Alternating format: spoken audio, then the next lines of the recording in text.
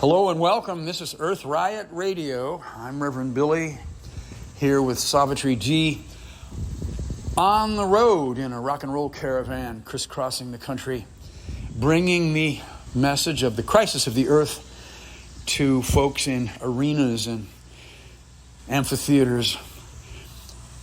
That's the whole idea here, is to find new ways to communicate the earth somehow through all the distractions of the distraction industry, the saturation advertising, the wars, the politics, the constant distancing of you and I from the natural world.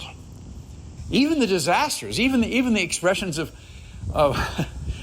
storms and wildfires and droughts, and starvation, collapsing glaciers, the drama of the earth isn't dramatic enough sometimes to get through how consumers are enveloped in this totalitarian consumerism, we call it.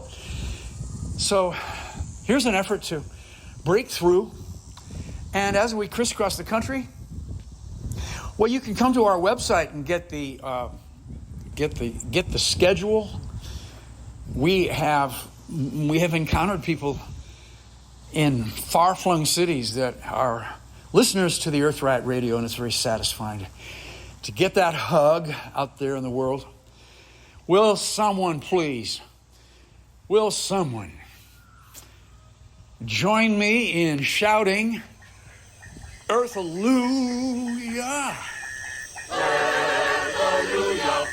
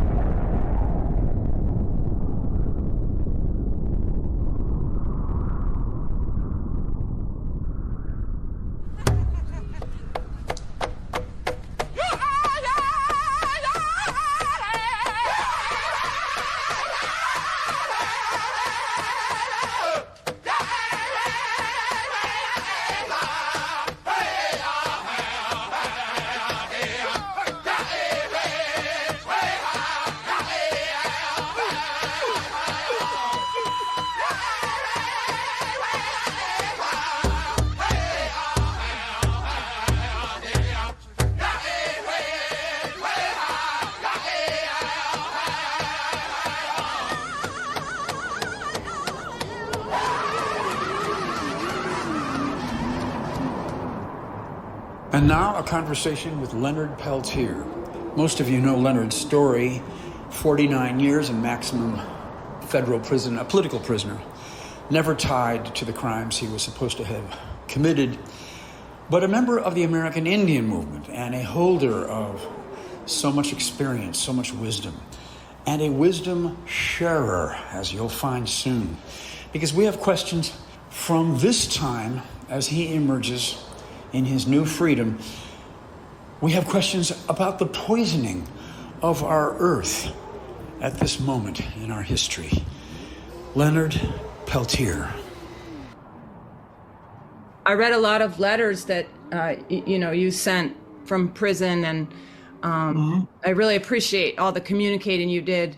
Yeah. It helped us out here, Thank you for that. And I know you sign a lot of your letters in the spirit of Crazy Horse and that wonderful Yes. book that Peter Matheson wrote. And I know he was a good friend of yours, but I just wanted to ask you, what do you think the spirit of Crazy Horse is now, like today, and is that accessible to people, and what are the pathways that we can walk on, white people, the descendants of settlers and immigrants? Yeah.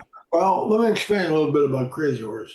Crazy Horse was a very spiritual person, first of all. People got to understand his father was a spiritual leader, a medicine man, and he was raised that way. But he was also a phenomenal warrior, and it just came natural with him. And this was his teachings. He taught us that we have to try to protect our mother, our earth, our culture, and which is part of our culture and our religion.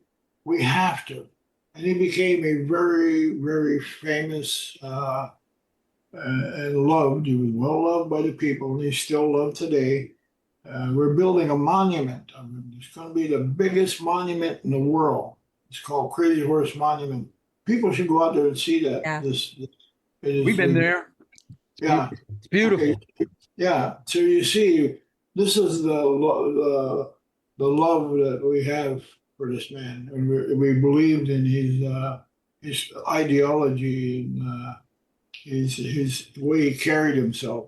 So we try to teach the young that it's not just going out being a warrior. A warrior means many different things besides just going out and killing your enemy or killing anything.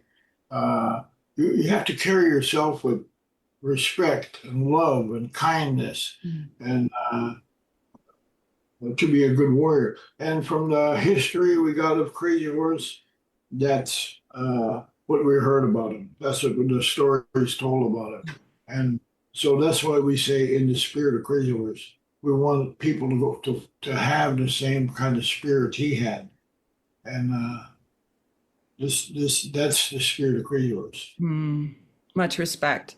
I wonder if you could talk to us a little bit about the women of AIM, and how women were part of that movement, and the ways that they showed up.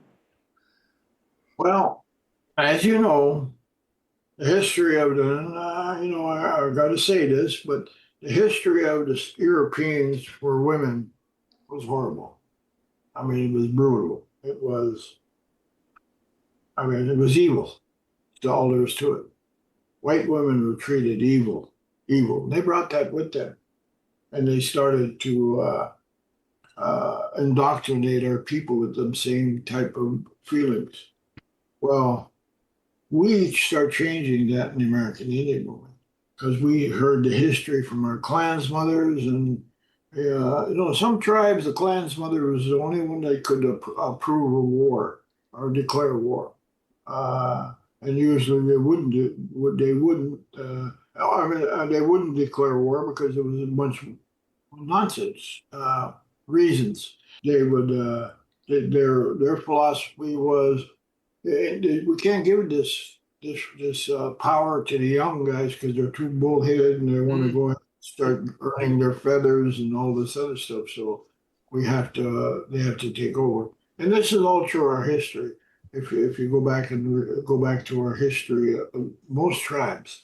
All right. So we come into the 60s and 70s, and our people had been adopting a lot of the European ways, and one of them was to not take that power away from the women, and we started reversing that. We started reversing just what I was telling you about. Those were our teachings, and we turned around and started giving our women more power, and our women do have more power today because of our teachings in the 60s and 70s and 80s. That's what we did. We started reversing that. There's still a lot of ways to go. But they when the Europeans came here, they captured our women and they enslaved them, prostituted them, sold them into slavery, uh, uh, I mean, did everything they were doing to their own.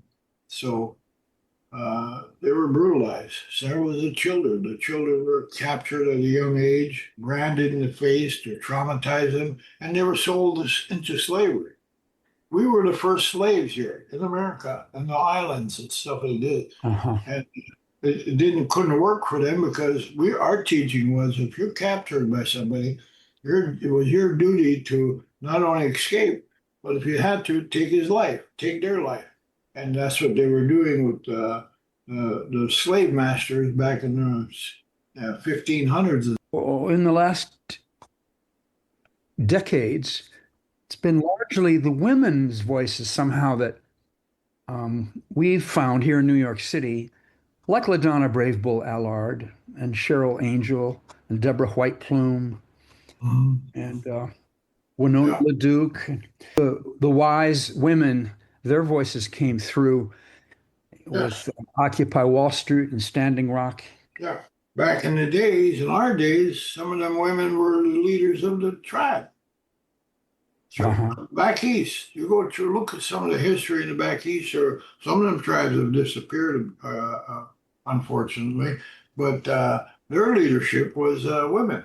They're women. The women ran that. Well, they didn't have no male chiefs. They had women. Mm. I mean, it's well-written history. You know, people should understand too that they portrayed us as savages. That we had no religion, we had no politics, and our women was treated bad and all this stuff. That's not true. We built monuments here, monuments that are still standing. Still, people go and visit these monuments regular. Clear up into California, or Colorado, New Mexico, and all those places. The savages don't build monuments. We had the best. We had the best health system in the world. There was nobody sick over here. Nah, over in Europe, what they had plague over there, over 150 million people died. We didn't have that over here. And here's another thing. We've been covering this for about 50 years now. Some of our people were studying and practicing brain surgery. The one that you get hit in the head, you got blood in your brain, and you have to drain that blood out. Well, if you drill a hole in your head, the head to drain that blood out, that's brain surgery. You're messing with a man's brain or a woman's brain. You're messing with a human's brain. So that's brain surgery, and that's all recorded now. They teach that in medical school. All right, and we had agriculture. We had the best agriculture in the world. All the potatoes and corns and all these other vegetables you get on your table today. We domesticated that hundreds, if not thousands, of years ago. So we had the best agricultural system in the world. So we weren't savages. We had villages. We had cities. You know, but they came in and this 500 years of total destruction of our culture and our religion, languages, just about everything possible that we were. And the American Indian movement and us, we fought back on it. But, Yes. And we fought back, and we're bringing it back now. I am shocked at the large amount of people I've seen at these sun dances, other gatherings. These kids are actually these kids are more militant than we were. And they said we were a very violent militant group. But these kids, I can't believe they be cursing right through. I seen this video. On the Arizona border. I think some ISIS pulled these young girls over, Navajo girl. I think they were Navajos, Dene. And boy, they got a good cursing out from these kids. They were using throwing the word "fucking kiss my ass" and words papers. I ain't shit there. I cracked up and I said, I knew they were young girls. You could tell by their voices. You know, who the hell are you to stop me on my land? Go back to your own goddamn land, your own country. As a new generation coming up Yeah. here. Yeah, I mean, it's in my lifetime. It's remarkable to witness and the growing indigenous leadership in lots of different movements, but especially around the environment. And yeah, I just wonder if you want to reflect on that a little bit. Like, Again, that was part of Ames' teachings is that first, learn your culture, learn your language, bring that, because remember, they spent centuries trying to take the Indian out of the Indian, and one of them was denying our religion, our culture, our languages, and everything else like this, right? They in schools, boarding schools, they beat it out of us, and so we reversed that. We were encouraging our people to learn your languages first, learn your culture first, and and uh, and learn what we call the white man's education too. You've got to know your enemy. You have to. This is the teachings from our elders. You have to get that education. You have to know who your enemy is, and so we got professors. We got more than we had back in my day or 50 years ago. I mean, we got these kids coming out of these schools, top students. Uh, I got a little granddaughter, great granddaughter. She's a top swimmer, fly swimmer, they call it. mhm. She's a mathematician. How do you say that word? Oh, a mathematician, yeah. And she's taken up violin, she's taken up kayaking, she's taken up all kinds of, and she's only 11 years old. I am so proud of her. She's not the only one either. Some of the other ones are graduating at 16 from high school, so going into college. So I'm proud of these kids. Hello, welcome to News from the Natural World. I'm Savitri D. Extreme heat is breaking temperature records across Europe and driving bigger and stronger wildfires. France, Croatia, Hungary, Italy, Greece, and Spain are all experiencing record temperatures as much as 12 degrees Celsius above the average. Beyond Europe, dozens of temperature records were broken across Canada, and record-breaking heat above 50 degrees Celsius in Iraq was blamed for a nationwide blackout. The heat wave in southern Europe comes as Nordic countries recover from unprecedented temperatures above 30 degrees Celsius in the Arctic Circle this month. Wildfires in Europe have burned more than 400,000 hectares so far this year. Natural interbreeding in the wild between tomato plants and potato-like species from South America about 9 million years ago gave rise to the modern-day potato. After diverging for about 5 million years, the two species were able to interbreed and gave rise to the earliest potato plants with tubers around 9 million years ago. In addition to being more resilient, the formation of the tuber allows potato plants to reproduce without seeds or pollination. They grow new plants by simply sprouting from buds on the tuber. Slicing, chopping, and bite and cut marks on human remains from 5,700 years ago suggests that cannibalism may have been a common practice among our Neolithic ancestors. Scientists studied more than 600 bones and fragments from 11 well-preserved skeletons of adults, adolescents, and children. They were found in El Mirador Cave in the Atapuerca Mountains of Spain and date to the late Neolithic period. Microscopy analysis revealed signs of cannibalism on all of the bones studied. Specifically, the researchers noted signs of butchery on 69 bones and chop marks on several others, indicating that skin and muscle had been sliced off. Some bones were translucent with slightly rounded edges, suggesting they had been boiled. Further evidence includes some of the larger bones being cracked open, most likely to get at the marrow. According to the scientists, cannibalism took place after death. The bodies were skinned, and their limbs were separated before being cooked and eaten, possibly over a few days. Talks on the world's first legally binding treaty to end plastic pollution have stalled, just one day before the negotiations are due to end. Some of the countries calling for an ambitious treaty to include targets to reduce plastic production, including Colombia, the EU, and the UK, have rejected as unacceptable and unambitious a draft treaty text that does not include production caps, nor address chemicals used in plastic products.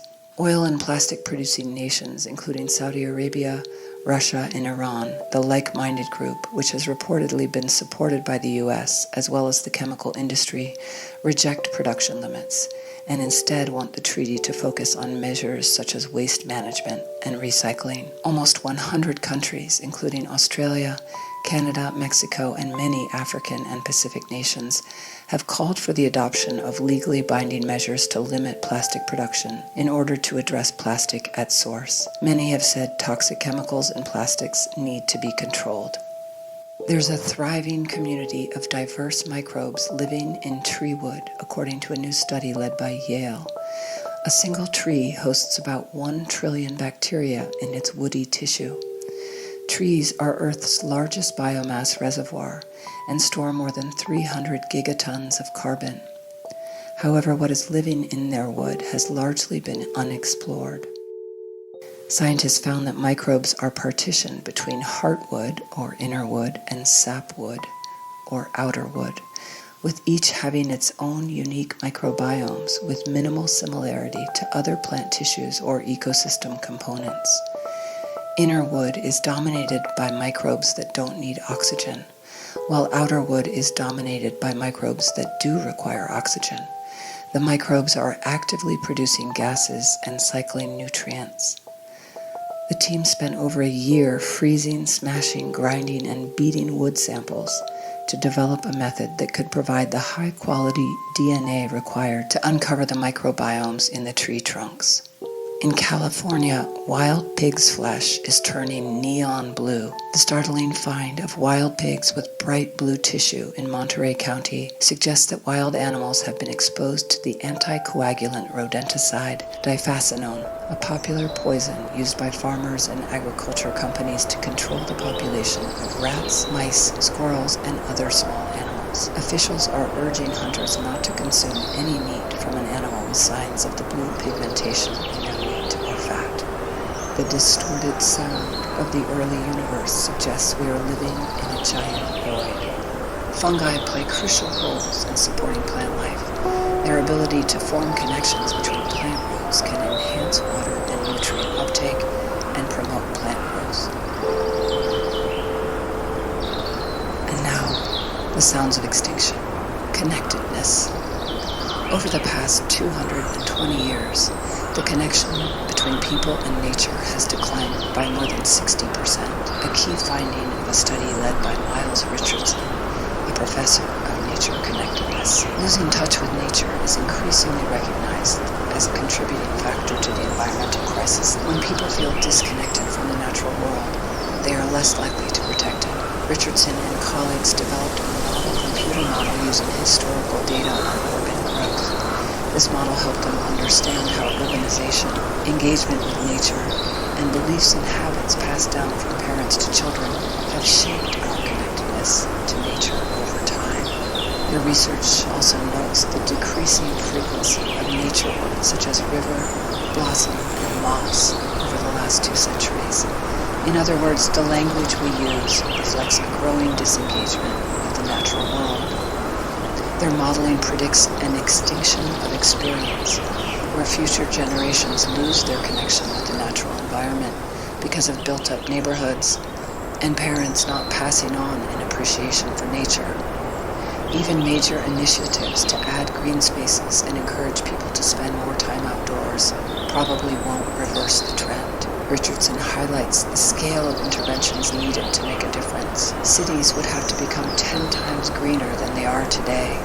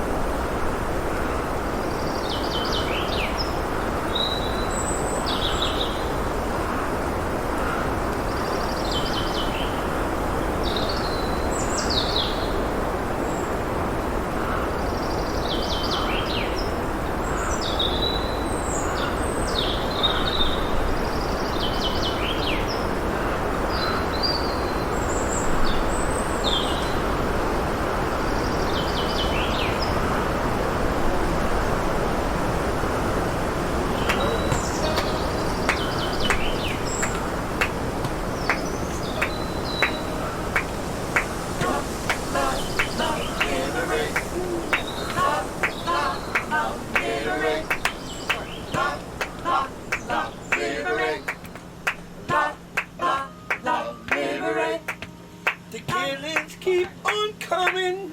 Liberate. We got to move on through. Liberate. Past the way shall it change. Liberate. There's still me and you. Liberate. See what you see. Liberate. Believe your own eyes. Liberate. That's a real war going on. Liberate. And those are real crimes. Liberate. La, la, la. Liberate. La, la, la. Liberate. La, la, la. Liberate. La, la, la. Liberate. See what you see. Liberate. Believe your own eyes. Liberate. That's a real war going on. Liberate. Those are real crimes. Liberate. If the door won't open, liberate. It's not to the door. Liberate. Fire through the window. Liberate. Put down to the floor. I'm in a radical mood. I'm in a radical mood. I'm in a mood. I'm in a radical mood. I'm in a radical mood. I'm in a mood. It's all mood. It's all we got. All we were supposed to do in this world. I wanna know, yeah. We were supposed to do in this world. I wanna know. We were supposed to do in this world. Oh, yeah. Show me what's supposed to do. Oh, it's getting hot out there. So hot. Hey, kid, I'm sorry it's so goddamn hot. You better go ahead. We've had 25 months of record heat, month after month. Anybody heard things like, well, that was the hottest July in 150,000 years? That's the kind of thing that's going on, and it's real. It's real. We are actually in some kind of meta crisis, world on fire, sixth extinction. Well, you know what? There's one reason for this extreme danger, this crisis. The billionaires are poisoning the earth. They're putting toxicity into the air and the water and the soil, and there's only one way to stop them. It hasn't been politicians, it hasn't been any organization. It's just got to be you and me. It's got to be us. We got to do this together. Yes, sir. We got to do this together. It's human beings saving life, saving the more than human life, saving all life that in turn saves us. In other words, the earth is saving the earth. We got to join the earth. That's what we're doing now. That's why we say Earth-alleluia. We are the earth. We're calling out to Mother Earth. We want to help you. Earth-alleluia. But you know what? This is a big change for us. This is such a basic change. It's going to be so different doing it ourselves, not depending on some organization. It's us.